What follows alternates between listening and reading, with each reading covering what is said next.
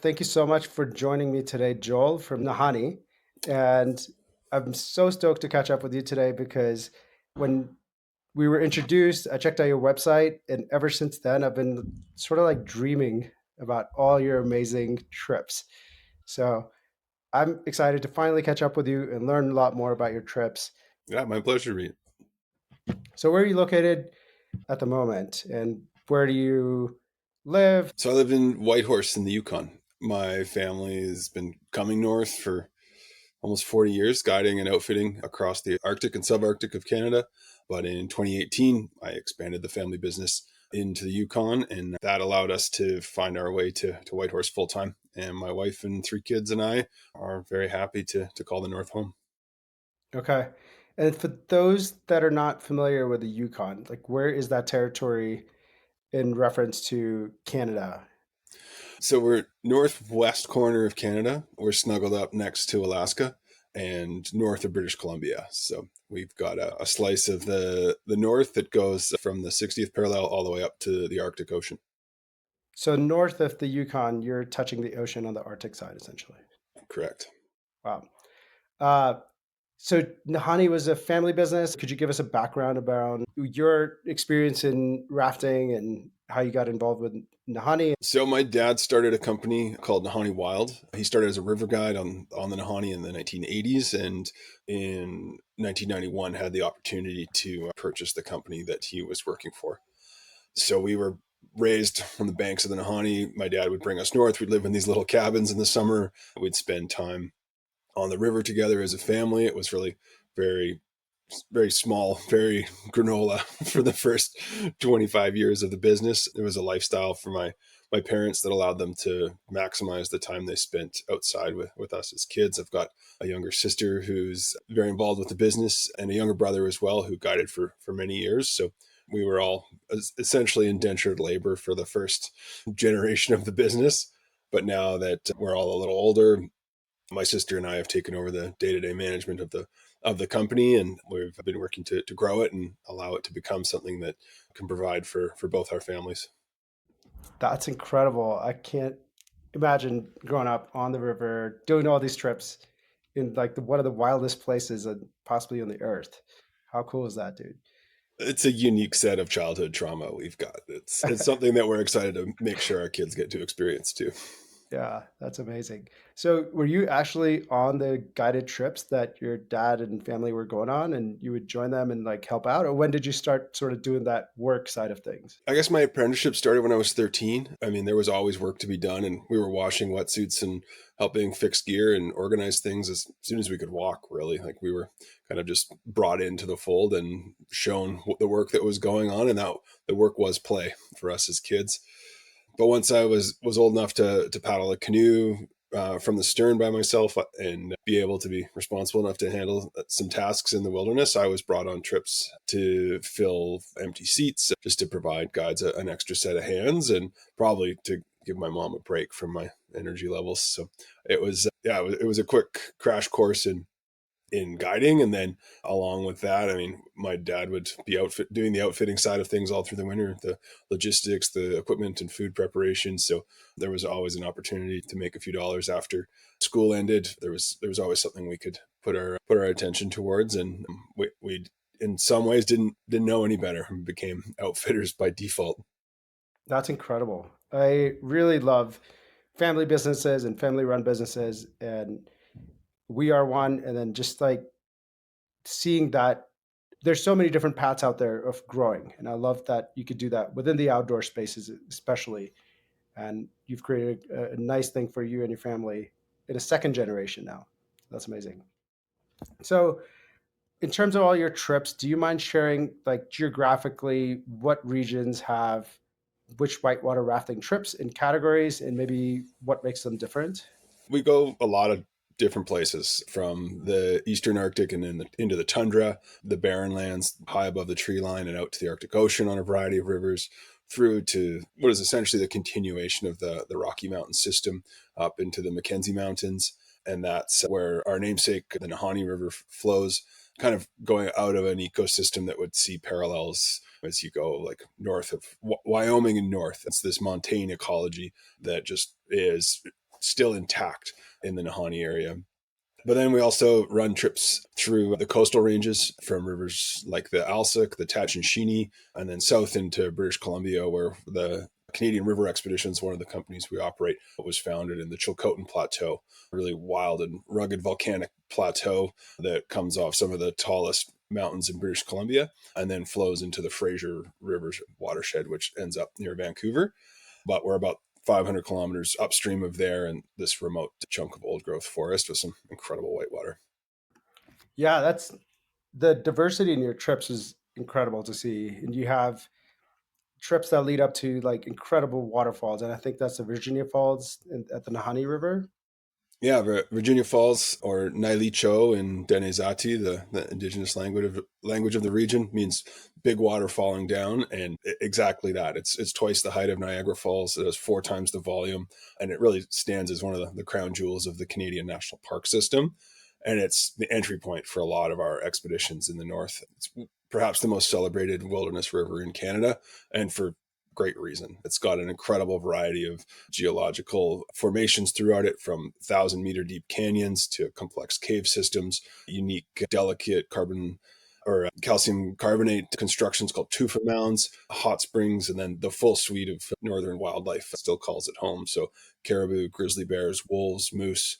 It's really got it all going on. That's incredible. Yeah, that's just one trip and one river that you're talking about. We really put our focus into like experiencing the ecology of a region, and we're so fortunate in Canada that we still have these large free flowing rivers that allow us to use it as a corridor to travel through these landscapes where you can't get in any other way unless you're going to use a helicopter. There's just no accessing these places. So to be able to take guests from around the world, from anywhere from a week to 3 weeks, and show them the way that the land has always been is such a privilege. Yeah, I love what you said about free flowing rivers. And I think sometimes we don't really understand the impact of dams and how it changes the ecology of a place, the wildlife, the fish, and all the things that come along with it. So all the rivers that you guide on are essentially all undammed so far, hopefully, and stays that way. Hopefully. And yeah, we work hard to support our conservation partners and see ourselves as just a component of seeing these landscapes be maintained in their current and natural state. That's incredible. You mentioned a lot of wildlife, grizzlies, moose, wolves, I'm sure. How do you, what are the more wildlife focused trips and others that you're not going to see as much wildlife, but there's barren landscapes? So if you wanted to have a sort of a wildlife focused expedition, what are some of the trips that are best for that? I mean, there's wildlife in all of these landscapes. The trick is being able to see them. And I think if you really want to see animals, you got to go to the tundra. So you head up to where there are no trees, and now they can't hide. A river like the Nahanni or the Chilcotin, the forest comes down to water's edge, and you're catching glimpses of animals as you head downstream, and they're moving through the landscape or cross cut banks or barren areas where you're just able to have a sight line on them. But in the tundra, I mean, you can see for miles. There's these ancient vantage points where there's some of the oldest archaeological sites in North America in northern Yukon. And you're sitting at the edge of a stone hunting blind, looking out over a landscape that hasn't changed in a million years. And you can see a caribou moving 10 kilometers away. And you combine that with, we bring binoculars and spotting scopes and everything. And there's almost always something to be looking at. That's incredible. Yeah, just never thought about unchanged land for that long and how many places you can actually, yeah, experience that. The Firth River, I mean, one of our, I think, most incredible experiences, just for its kind of ability to mix incredible hiking with whitewater and this opportunity to see animals on the tundra, was never glaciated. It was in Beringia, this area that was so dry through the last glacial maximum that it never saw heavy ice accumulation. And so the landscape has essentially been unchanged for that million years. And it, in many instances, is looked at as the oldest continuously flowing river in North America. Wow. What are transitioning into seasons or all the trips that you run within sort of the summer months? What does that look like in terms of time frame for different trips? Summer in the north is short and sweet. We're starting to run expeditions in the first week or two of June, and we're wrapping up by the first week of September. Really trying to get in or get out into the wilderness once the ice is off the rivers and we're able to move safely, and we're shutting down just as the first snows start to fly. So really trying to avoid being out there too late. It gets rough. Yeah, I can imagine that. And then, but you get really nice long days during that time. What are your average daylight hours? Oh, I mean, you head north of the Arctic Circle and the sun just spins in the sky. It never sets. Or if you're closer to the 60th parallel, I mean, you could read 24 hours a day. The sun does go down, but we do get this kind of 6 weeks of just intense 24-hour daylight. And then by the first week of August, we're starting to see the return of night, the stars come back, and with that, the aurora as well. So the late season trips are pretty special as we see the fall colors start to show up in the willows and dwarf birch on the mountainsides. And at night, with the canyons of the Nahanni really framing the aurora, it becomes a pretty kind of special part of the operating season. Wow, that's got to be so beautiful. And I don't like to see all the pictures and videos of a place. And I really like to keep some of that a first experience. But if there's pictures you want to share and videos, I would love to add those along with the podcast because for those that may not fully understand how beautiful things are, and I'm sure by seeing a few pictures, you're not going to give away the whole trip, but I would love to include those along with it. I mean, yeah, the landscape does the heavy lift when it comes to convincing people to come. They really stand as places of global significance, and whether it's the canyons of the Nahanni or the glaciers of the Náįlįcho and the Tatshenshini, they really present something that's difficult to find now. Yeah, absolutely. So trips that you can actually take the river all the way into the Arctic Ocean, and then are you actually going to the ocean in some of those experiences? I mean, have you been to the Arctic Ocean if you haven't swam in it? Yeah, you gotta get all the way there. So a bunch of them will Amazing. will end up right up in the deltas and out into the Arctic Ocean itself. Some trips have these barrier islands on the Arctic coast, so we'll head out there, and there are these flat, long expanses of stone, and they're a great place to land the bush planes that we use to get in and out of these trips. So they both allow us to access the ocean, see whales and all the marine life that calls them home, but then also have a really great place to run the operation out of. So there's landing strips and ways for us to access these extremely remote wilderness areas. Yeah, I can't even begin to imagine the logistics that go into planning one of your trips. And yeah, that's a whole different area of expertise. And then I'm sure that's what goes into what makes you guys different than other rafting trips, but all your unique challenges and spaces and planning. I have a lot of respect and appreciation for what you're able to pull off in these wild places. We burn some sat phone minutes, making sure everything's on time. Yeah. But yeah, it's a lot of organization, and then a lot of logistics. We've got an amazing team in the office that helps keeps things moving forward through the season, because I tend to manage by absence and get out on as many trips as I can as well. So it's yeah a real team effort to see a season be completed successfully. Yeah, it's really great that you're still getting out and leading trips and being on them. Hiding Um, from my children in the bush. yeah. And soon they'll be joining you, right? Yeah. I'm curious about wildlife going back to, and I wanted to ask this earlier. How do you set up camp in a way when there's like heavy grizzly or other, dense population areas? If you end up in those, do you have to set up electric fences around camp, or how do you manage guest interactions with wildlife, or is that ever a challenge? Do you have to think about Yeah, I mean, going it's something hiking trips and different things? you've always got to be thinking about it. I think part of the benefit of the remote nature is that these animals are not habituated to our presence. They see people and they run. For the most part, they have no interest in being around us. And the way we can manage our interactions with them is just ensuring that they know we're there. So unless we're in a place where we've got long sight lines, like we're up on a ridge and we can look across the landscape and not just choose not to interact with them, the classic bear country techniques of making noise, ensuring that you keep a really clean camp, We use bear-proof coolers and these welded aluminum boxes with a complex latching system to ensure that even if something did try to get into it, they wouldn't be successful. And then we're carrying a variety of noise-making instruments as well, just to really emphasize that they don't really want to mess with us. And I mean, you can layer all these different types of precautions onto it, and we've had no negative interactions, knock on wood, in our 50 years of guiding and outfitting. And I think it's a practice that we hope we can maintain into the future. It's incredible to see a sow grizzly and her cubs fishing for salmon on the Tatshenshini, or to see a grizzly following the caribou herds across the Arctic tundra. Like, these are all kind of these peak wilderness experiences that really just kind of drive home the delicate nature that the ecology has been maintained in the north. Yeah, that's incredible. Thank you for sharing that.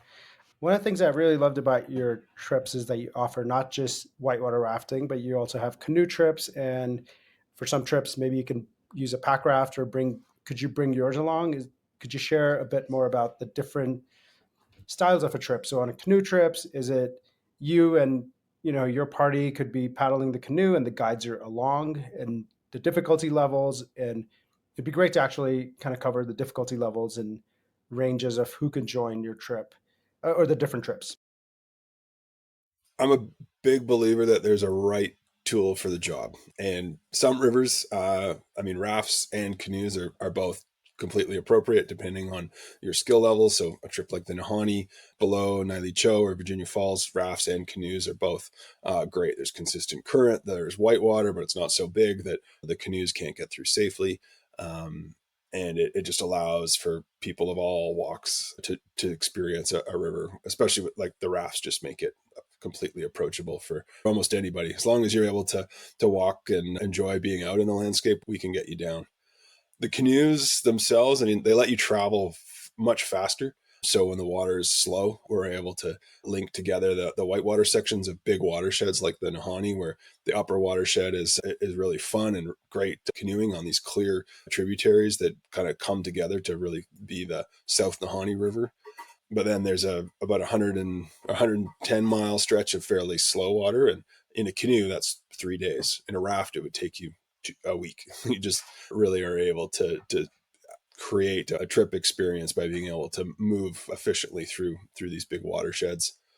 For those who don't have the technical canoe skills, there's definitely some flat water options. We try and land on some remote lakes on the Nahanni and allow people to experience some of the real key parts of it without any whitewater. And so that becomes really approachable for people who do enjoy that active participatory type of travel, which canoeing offers in spades. Or you could head out to the tundra on a trip like the Horton and be able to really just engage with a landscape at a really nice pace and paddle your own boat.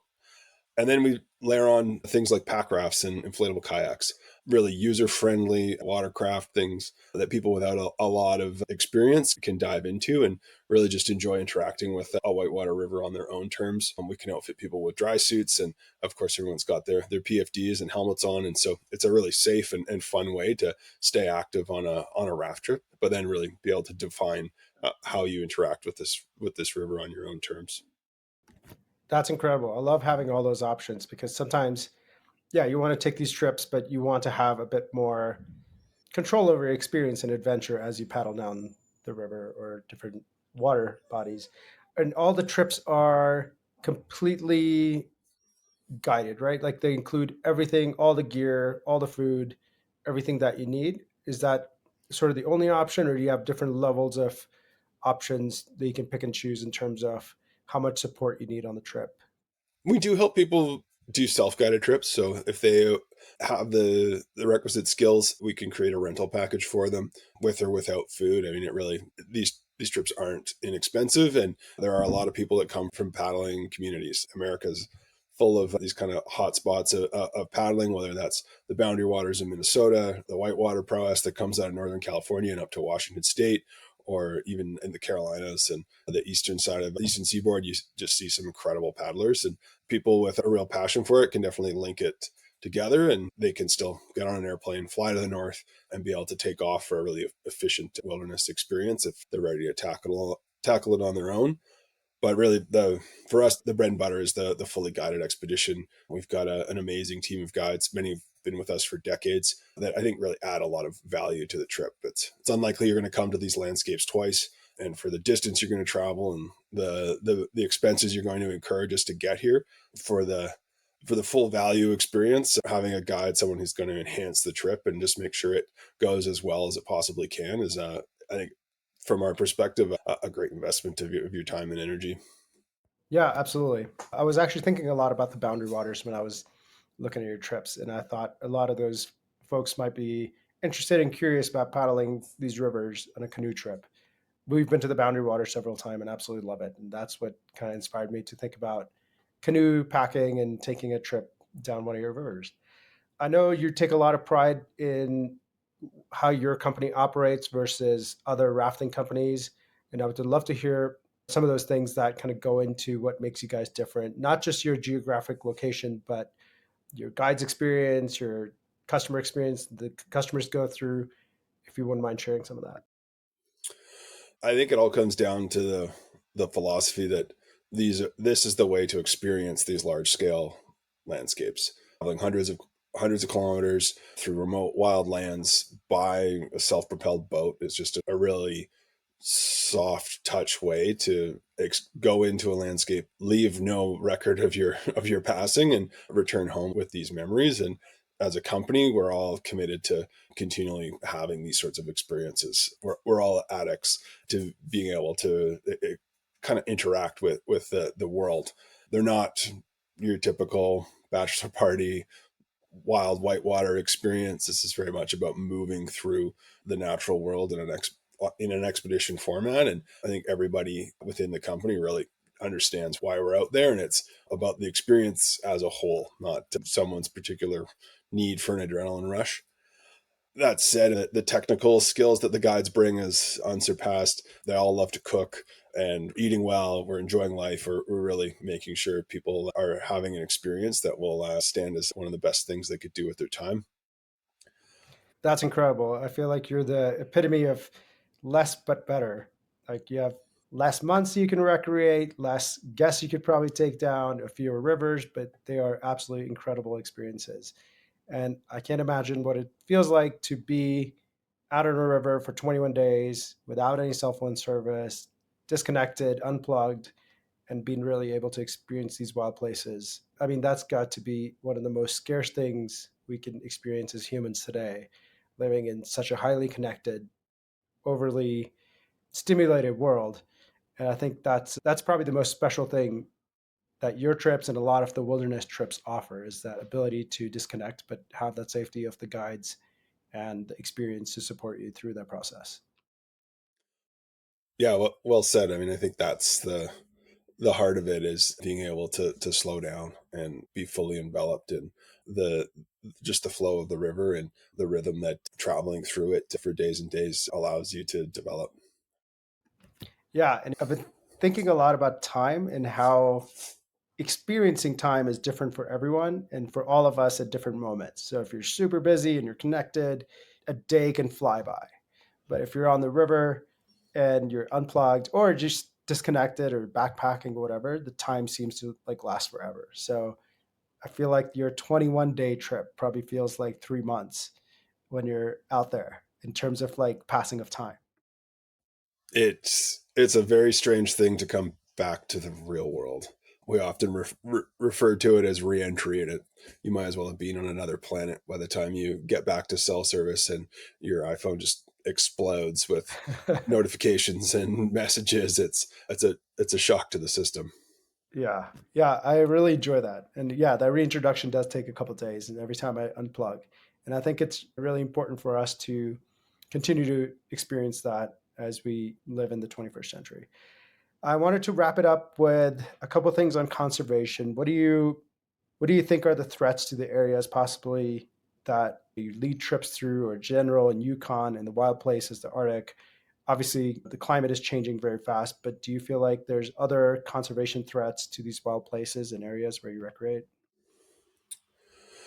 I mean, any road system inevitably impacts species, whether that's just due to animals being really wary of traffic.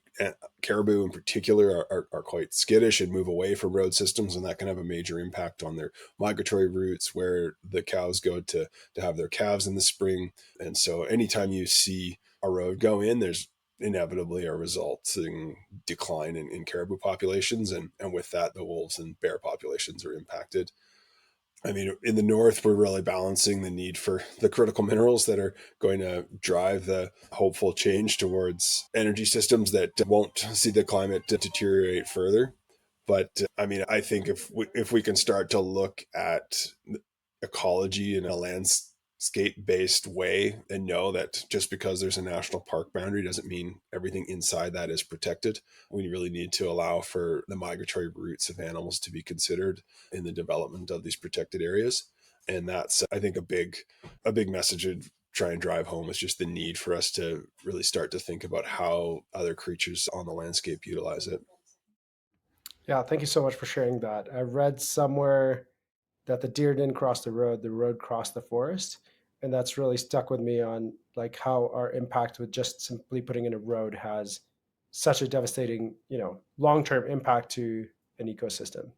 And thank you so much for sharing that. I wanted to leave it with, if somebody's interested in a trip, I understand there's a lot of different places you kind of fly into based on the trip that you take, and that's going to determine which town you fly into. But could you share a bit more about sort of the hubs for different trips and how someone can, like, what does it take to get there and do the trip on average?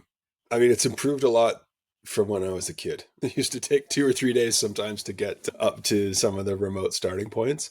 But now, I mean, generally in a day's travel from anywhere in North America, you can find your way to Whitehorse, Fort Simpson, or Inuvik, kind of the main starting points for our expeditions. And then from there, you're meeting up with our outfitting and guide teams who are going to help you get set up with the equipment that you need. And usually the guide teams have moved into position ahead of time. So you're arriving either by a 4-wheel drive truck or helicopter or airplane to these really remote locations where the trips will start. Awesome. I feel like that's an adventure of its own before your trip even starts.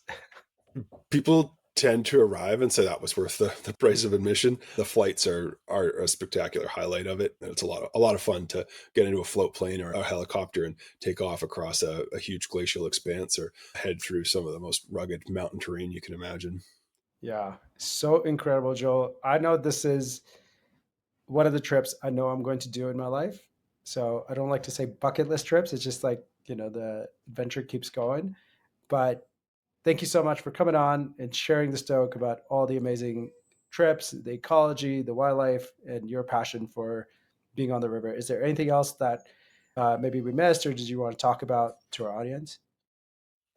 No, I mean, we love to talk wild rivers. If you phone the office, you're always going to get to somebody keen to hear where you're at, what you're interested in. And it'd be a privilege to help some folks find a way to experience these really special corners of the North. Amazing. Well, we'll put all your contact information, your website, and all the important links. And I just want to thank you for your time and coming on and spreading the stoke for your incredible, beautiful lands that you recreate. My pleasure, Reed. That was fun. Thank you for listening to another episode of the Trip Outside podcast. If you enjoyed the conversation, let us know in the comments on Apple Podcasts. Share it with your friends and subscribe to the show wherever you listen to your podcasts. Also, if you felt inspired to travel, you can support the show by booking your next trip on TripOutside.com, the easiest way to book human-powered outdoor adventures.